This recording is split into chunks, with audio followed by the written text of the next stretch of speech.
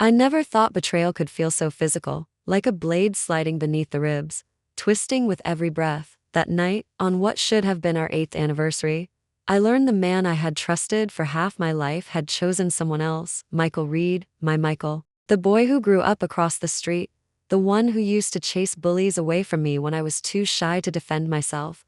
The man who once swore, in front of a room full of people, that he would love only me. 8 years. 8 years of waiting. Of believing that one day his promise of marriage would be fulfilled. 8 years of sharing a life, a bed, a future.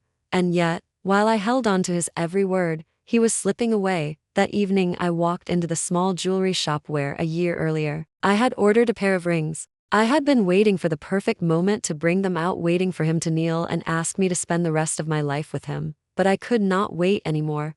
I decided I would be the one to ask. My hands trembled when I opened the velvet box. The 2 rings glinting under the shop's lights. They were worth more than I should have spent. But I had told myself love justified it. As I stepped back into the cold night air, a text came through on my phone, a number I didn't know. It was a picture Michael, standing in a tuxedo. Lauren Miller, the assistant he had hired 6 months ago, beside him in a wedding dress, her hand hooked through his arm, both smiling, radiant. My breath caught. For a moment, I could not feel my legs. Then words followed beneath the photo. Michael married his secretary today. Here's the address. I thought you should know. The phone nearly slipped from my hand. I told myself it had to be a cruel joke, a lie sent by someone who wanted to hurt me. But deep down, I already knew. The whispers, the glances, the way his attention drifted when Lauren was near it had all been there, if I had wanted to see it. Still, I went. The church was lit up, laughter spilling out of the open doors. When I pushed them open, I heard Michael's voice, steady and clear. I take you, Lauren, as my wife. Applause. Shouts of encouragement. Someone called out, kiss her. And he did, without hesitation. He bent down and kissed her while the room erupted with joy. I stood in the doorway, frozen. My heart pounded so violently I thought I might collapse. This was the man who once carved my name into his chest, who said if he ever betrayed me he deserved the worst fate imaginable. Now, in front of everyone, he belonged to someone else. Tears burned my eyes, but I held them back until one of his friends noticed me. His smile vanished. He hurried to block my path. Emily, please, he didn't mean to hide this from you. I shoved past him. My heels clicked against the aisle, each step heavy with the weight of 8 wasted years. Michael's gaze found mine. He didn't look guilty. He didn't even look surprised, only irritated. And then, unbelievably, he placed himself in front of Lauren, shielding her as if I were the threat. What are you doing here? He asked, as if I were the intruder. I laughed, a hollow sound that broke in the middle. What am I doing here? Michael, you're marrying another woman on the day we should have been celebrating 8 years together. He didn't answer. Lauren did. She stepped out from behind him, her smile smug, her voice dripping with disdain. You must be the girlfriend. Don't worry, this wedding is just for show. You'll always be the real Mrs. Reed. Her words cut deeper than Michael's silence. She spoke as if she were doing me a favor, as if I should be grateful for her crumbs. I reached into my bag, pulled out the ring box, and hurled it at Michael's chest. It struck him, bounced to the floor, the rings scattering into the cracks between the tiles. No one moved to pick them up. Those rings had been my future. Now they were debris.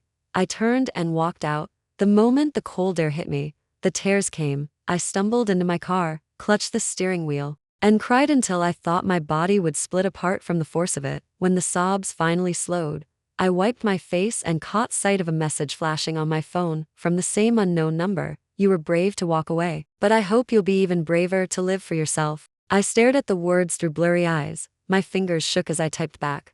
Who are you? Minutes passed. Then the reply came. Someone you hate. I didn't sleep that night.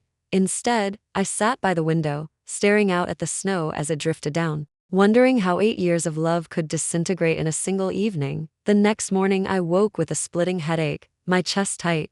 I told myself it was from crying too much. But when I finally went to the doctor, when I held the cold sheet of paper in my hands and read the word cancer, I understood it was more than heartbreak. I had been given a death sentence. That evening, I dialed Michael's number. It rang and rang before he finally answered. Michael, I said, my voice small, fragile. It's our anniversary. I have something to tell you, Emily. He interrupted, impatient. Do you ever stop? Is this another one of your games to make me feel guilty? You can't live without me.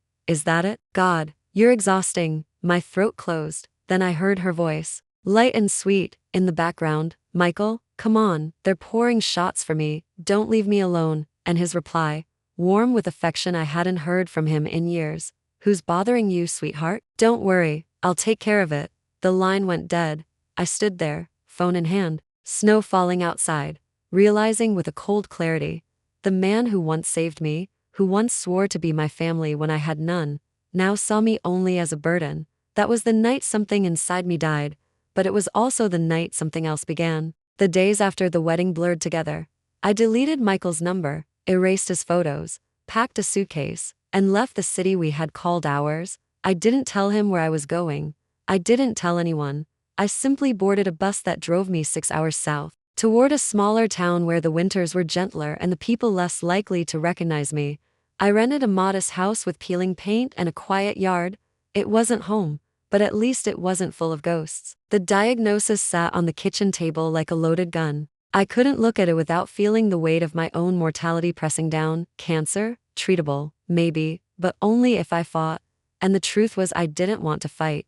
Not then. For years, Michael had been my reason. When my parents died in a car accident, I was 18 and shattered. He had held me together, made promises over my parents' graves that he would never leave me. That vow was the thread I clung to every time the darkness whispered to me. Without him, who was I fighting for? The nights were the worst. Silence pressed in like a suffocating blanket. My chest ached from more than illness. It was grief, betrayal, loneliness all braided together. More than once, I stared at the pill bottles on the counter, wondering if I should just stop taking them. Then another message came, from the same number. You don't need him to survive. You have yourself. Live once for you. I typed back before I could second guess it. Why are you doing this? No answer. A week later, Michael showed up. I had just returned from the grocery store, clutching a paper bag of soup cans, when I saw him standing by my gate. Snow dusted his coat. His expression was sharp with irritation, not remorse. Emily, are you seriously ending us over this? He demanded, stepping closer. You think this is some grand betrayal? You're being dramatic. I froze on the path, bags heavy in my arms. You married another woman, Michael, my voice cracked, on our anniversary. He rolled his eyes. I told you, that ceremony wasn't real, it was just necessary. Necessary? She said she'd hurt herself if I didn't. You wouldn't understand. I stared at him. He was speaking nonsense, and yet his conviction made it worse. You could have said no. You could have chosen me. I'm here now, aren't I? His tone turned sharper, almost mocking. What are you going to do without me, Emily? You've never had anyone else without me. You're nothing. The bag slipped from my arms, cans rolling across the snow. My hands shook, but my voice was steady. Maybe I don't need anyone. He blinked, surprised. For once, he didn't have a retort. I stepped past him, opened the gate, and left him standing there in the cold. 2 days later, I admitted myself to the hospital. The sterile walls, the smell of disinfectant, the beep of machines, they all pressed against my chest. I had hated hospitals ever since the night my parents died. When the doctors told me there was nothing they could do, now I was here again, and I felt like fate was mocking me. Dr. Harris was blunt. Your condition isn't beyond hope, but you need to decide whether you want to fight. Treatment will be painful, exhausting, but it could give you your life back. I nodded, but inside I wanted to scream. What life? The one where my fiancé belongs to another woman. The one where every memory cuts deeper than the disease itself. I didn't answer. The next afternoon, a familiar face appeared in the doorway of my hospital room. Lauren Miller. She was dressed in casual clothes, her hair tied back, a faint smile on her lips. She carried flowers in her hands, as if she belonged there. What do you want? I asked, my voice flat. She leaned against the doorframe, unbothered. To see how you're doing. I turned away. Get out. But she didn't leave. She set the flowers on the table and sat down across from me, crossing her legs. For a long moment, she studied me in silence, her eyes sharp but not cruel. You loved him, she said finally. Enough to make him your whole world. I didn't answer. I get it. But Emily, he isn't your world. He never should have been. Anger flared, but it burned out quickly, leaving only emptiness. You ruined everything, I whispered. She didn't flinch. Maybe. Or maybe I just exposed what was already broken. I looked at her then, really looked. She wasn't gloating. She wasn't even defensive. Her gaze held something closer to pity. You think I wanted this?" She asked softly. "You think I planned to fall into his life?" "It wasn't like that." "Then what was it?" She hesitated, then leaned forward. "Let's just say, I had no choice. But you do. You can choose whether to let him destroy you, or you can fight. Not for him, for yourself." Her words echoed the texts. My breath caught. "It was you," I said. "You've been sending the messages." She gave a faint smile, not confirming, not denying. Then she stood. "I won't be around forever, Emily. But you will be if you let yourself." And then she left, leaving me staring after her, shaken. That night I lay awake, her words circling in my mind. Fight, not for him, for yourself. I thought about my mother's laughter, my father's gentle hands as he taught me to drive. I thought about the girl I used to be, before grief and Michael's promises had become my only compass. Maybe Lauren was right. Maybe I had a choice. The next morning, when Dr. Harris asked if I was ready to begin treatment, I surprised both of us by saying yes. The treatments were brutal. Chemotherapy stripped my strength, left me nauseated and hollow-eyed. Some nights I curled up in bed, shaking, thinking I couldn't survive another round. But I forced myself through it. Every time Michael tried to visit, I told the nurses to keep him out. He lingered in the hallways. I knew sometimes I caught glimpses of him slumped in a chair, his face drawn, but I couldn't let him back in. One night, as I shuffled down the corridor with my first stand, I found him asleep outside my door, his coat wrapped around him, his head leaning against the wall. Snow clung to his hair, melted into damp patches on his shoulders. For a moment, my heart twisted. The Michael who once stayed up all night to comfort me after my parents' funeral, that boy was still there, somewhere. But I remembered Lauren's words. "He isn't your world. He never should have been." I nudged his foot gently. His eyes flew open, startled, and when he saw me, relief flooded his face. "Emily," he said, voice hoarse. "I go home." "Michael?" My voice was tired, but steady. "You don't belong here anymore." He didn't go. Not really. He kept showing up, with excuses and apologies, with grand gestures, buying back the house I had sold, bringing me food from our old favorite diner, begging me to give him another chance. But every time he spoke, I felt nothing but the weight of all he had already broken. One evening, as he held out a ring he had dug from the dirt of the wedding hall, one of the rings I had thrown at him, I finally understood. He would never change. He wanted forgiveness, not because he loved me enough to fight for us, but because he couldn't bear the thought of losing the woman who had once needed him. But I didn't need him anymore. I needed myself. The weeks blurred into cycles of pain and recovery.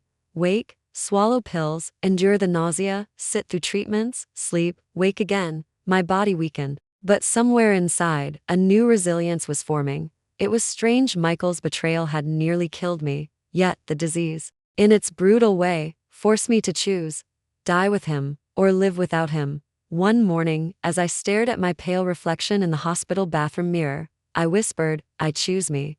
It was the first time I had said those words out loud. The hospital became my battlefield, but also my classroom. I watched other patients fight their own wars: an old man who cracked jokes between rounds of chemo, a young mother reading fairy tales to her child even as her hair fell out. They weren't living for someone else. They were living because life itself was worth it. For the first time in years, I wondered what I might live for if not Michael. He didn't stop trying. Michael hovered at the edges of my recovery, slipping into my room with bowls of soup, flowers, even music he thought would calm me. He was softer now. His arrogance chipped away. He cried once, actual tears streaking his face as he admitted, "I made a mistake. I was stupid. I thought I could have both of you. But I was wrong. Please, Emily, let's go back once." Those words would have melted me. Now they only tired me. "Michael," I said quietly, "we can't go back. There's nothing to return to. But I love you. You loved me when it was convenient, when I needed you so badly you could play the hero. But when I needed you most, when I was dying inside, you chose her." His face crumpled, but I didn't flinch. For the first time, I wasn't the broken one in the room. I started bringing a notebook to the hospital. At first, I only scribbled down thoughts, fragments of feelings. But soon those fragments grew into pages. I wrote about my parents, about grief, about Michael, about survival. One of the nurses, Grace, noticed. She was in her 50s, with kind eyes and a laugh that carried down the halls. One day she picked up the notebook while I slept and later returned it with tears in her eyes. "You should share this," she told me. "There are women who need to hear it." The thought terrified me. But it also thrilled me that evening. I opened my laptop and began typing, slowly, painfully. I transformed my private wounds into words others might read. Lauren never came back after that day. Sometimes I wondered if she had been real at all, or just a ghost sent to shake me awake. But her words lingered. Fight. Not for him, for yourself. Every time I thought about giving up, I repeated them. By spring, the snow had melted, and so had some of the shadows inside me.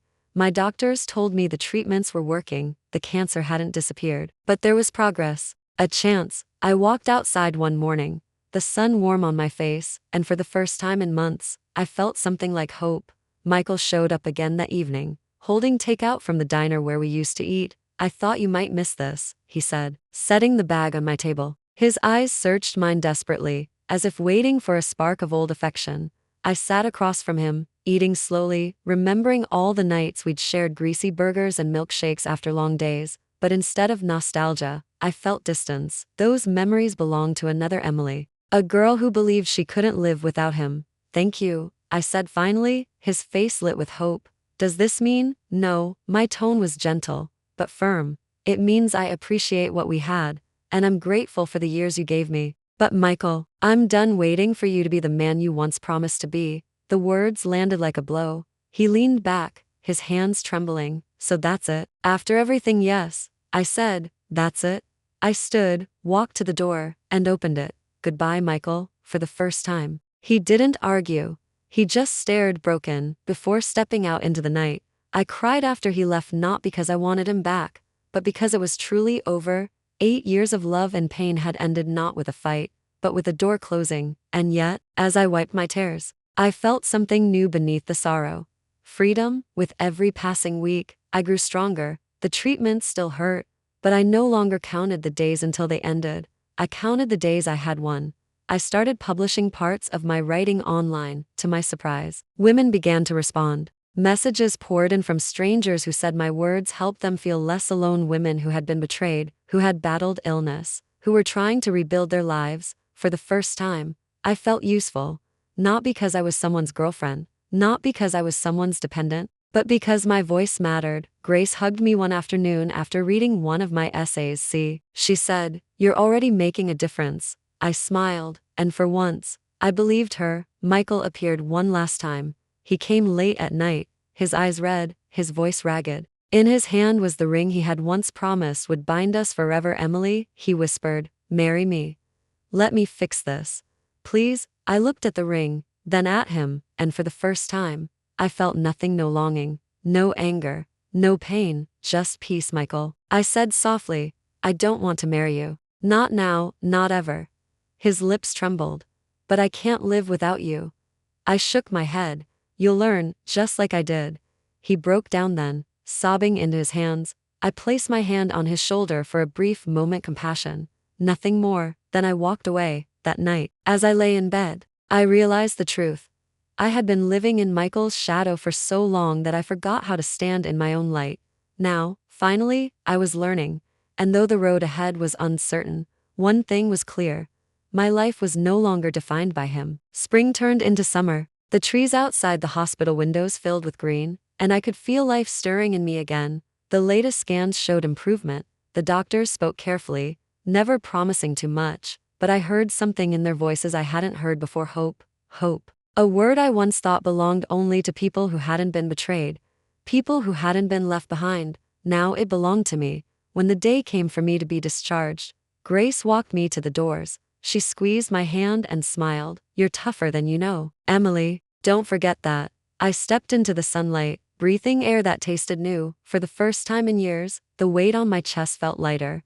I rented a small cottage on the edge of town. It was nothing special, creaky floors, mismatched paint, but it was mine. I filled it with flowers, second-hand furniture, and notebooks stacked high on the desk by the window. Every morning, I woke to bird song instead of the beep of hospital machines, and I wrote. The essays I had started posting online grew into something larger. A publisher reached out, asking if I had ever considered turning my story into a book. My first instinct was to laugh. Who would want to read about my broken heart and scars? But then I thought of the women who had written to me, telling me my words gave them strength. Maybe it wasn't about being perfect.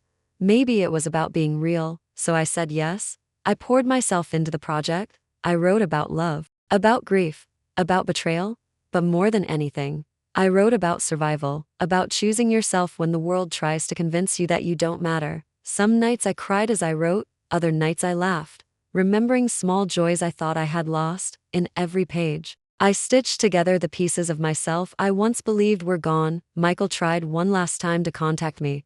A letter arrived in the mail, the handwriting unmistakable. I hesitated before opening it. Inside were pages of apologies, confessions, desperate pleas for another chance. He wrote about how he had destroyed the best thing in his life, how he would never forgive himself if I walked away forever.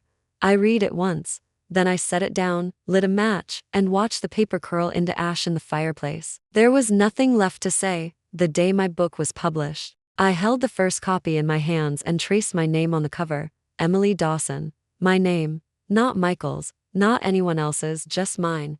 I stood by the window of my cottage, the evening sun casting gold across the room, and I felt something I hadn't felt in years: pride. I had taken everything that tried to destroy me, the betrayal, the sickness, the loneliness, and I had turned it into something that might help someone else survive. Months later, I found myself at an airport, not because I was running away this time, but because I was finally ready to see more of the world. I had booked a flight with no return ticket.